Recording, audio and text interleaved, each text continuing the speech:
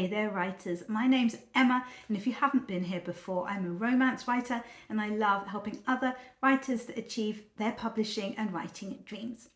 I thought it might be fun today to do the Writers Not Writing tag. I found this tag while watching a video by a friend of mine, the scribe of Sci-Fant.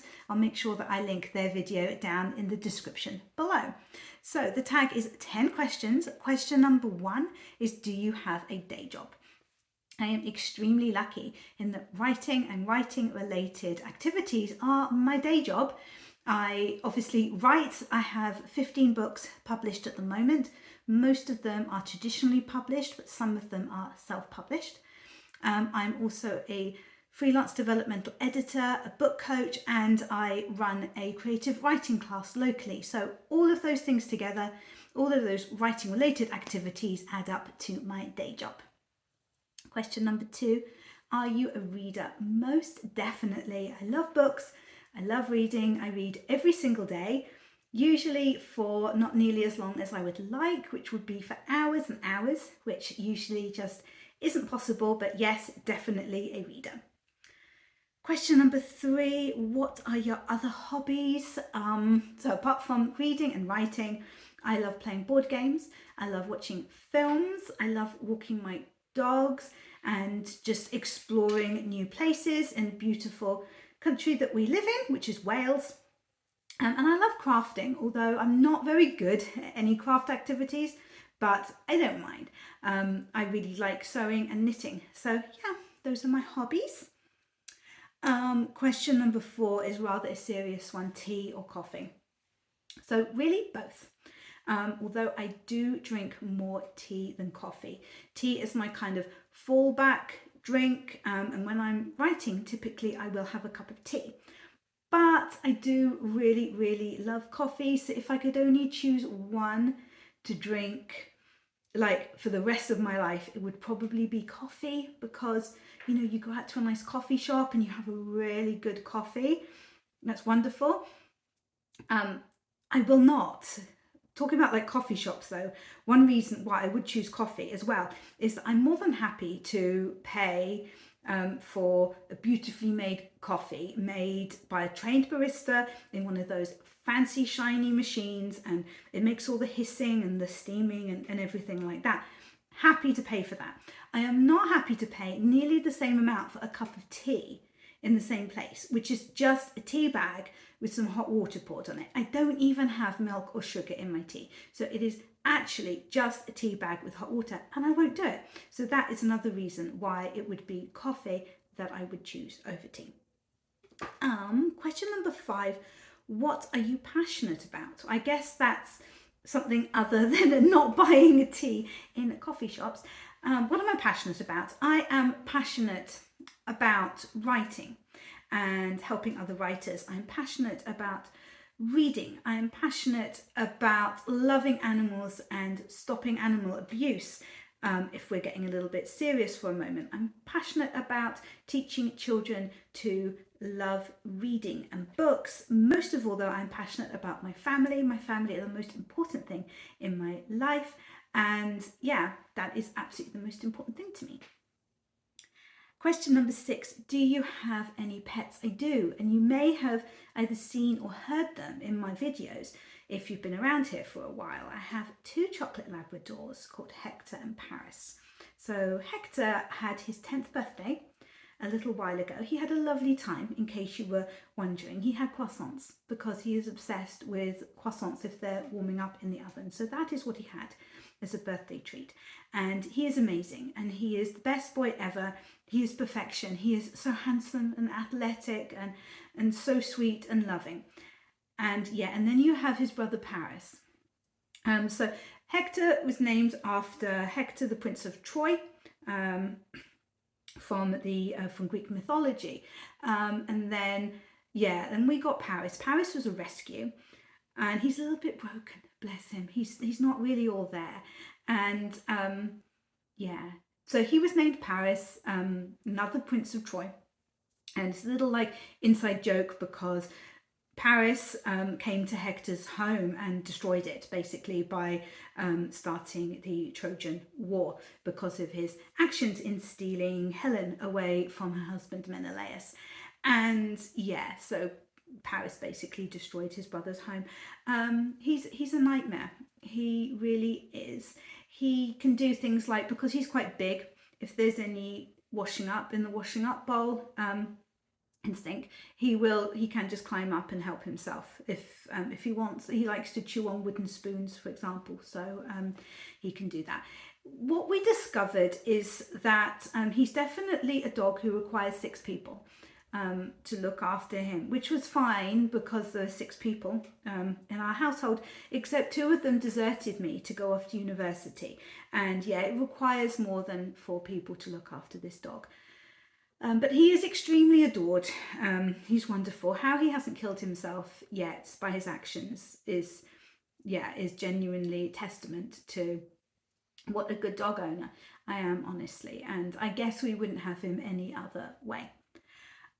Question number 7. What was your dream job as a child? Probably being a writer, honestly. So that worked out really well. I also used to love playing, I wasn't a very interesting child, I used to love playing libraries. So I used to take all of my books and put them in order, and then I would write a list of them, like the library catalogue, and I'd get my dad's old credit cards and would make like a card machine out of Lego, and and I would play libraries. I'd get my sister to come and take out books, and then I would put them back in the right place on the shelves. So either writer or librarian. Something to do with books anyway. Question 8. If you could live anywhere else in the world, where would it be? I've been in a bit of a mood today, and this is relevant because I live in Wales and it's still pretty cold here and it's wet. And well, it's not particularly wet today. In general, the weather is wet, and I'm just a bit fed up of being cold. So ideally, I would move somewhere warmer. In the next few years, we are planning to leave Wales. I've lived here for 22 years, nearly, something like that, or 21 and a half, something like that. And it's been a long time, and we brought our kids up here, but we're definitely ready to move on, but we're not quite sure where. So I think the idea is for us to stay in a few countries for kind of 6 months at a time and try them out and see what we think. Italy, I'm particularly keen on, or Spain, Portugal, but I do suspect that we will probably end up in America. The problem being is that I want somewhere that's not too cold or too hot, because I'm a delicate flower. I do not do well in extremes of temperature. I'm basically happy between about 12 degrees Celsius, and I'll go up to 20, but honestly, it's more like 19. So that's kind of what I need.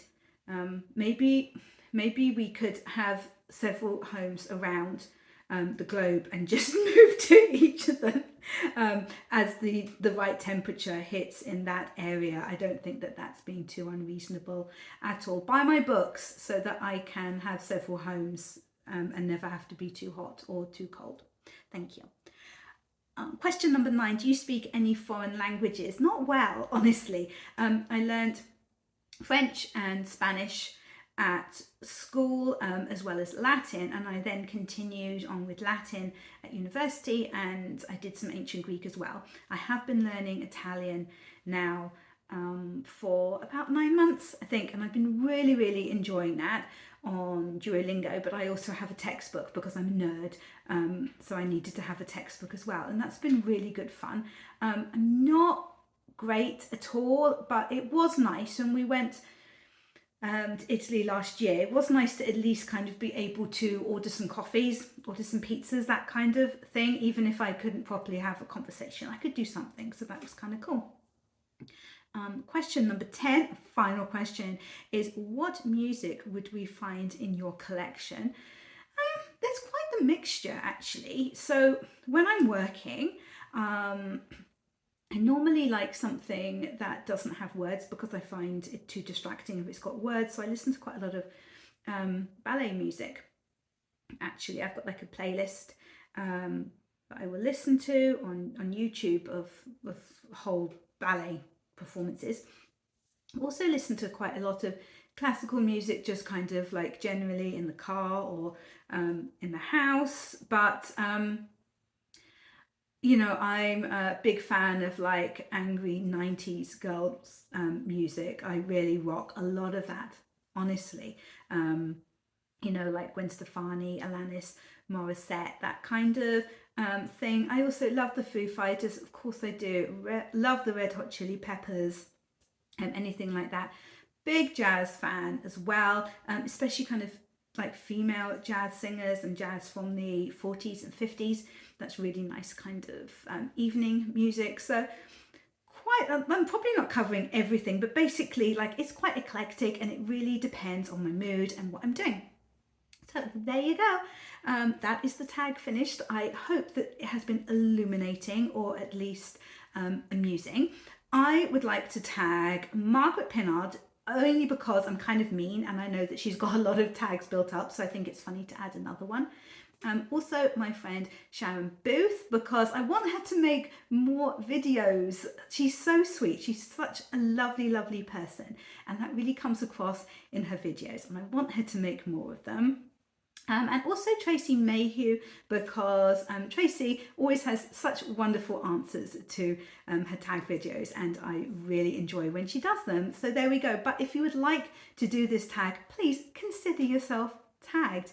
I will be making a playlist like I've done previously with tag videos, where I collect together lots of different authortubers videos in one place for everybody. So I will put a link down in the description for that as well.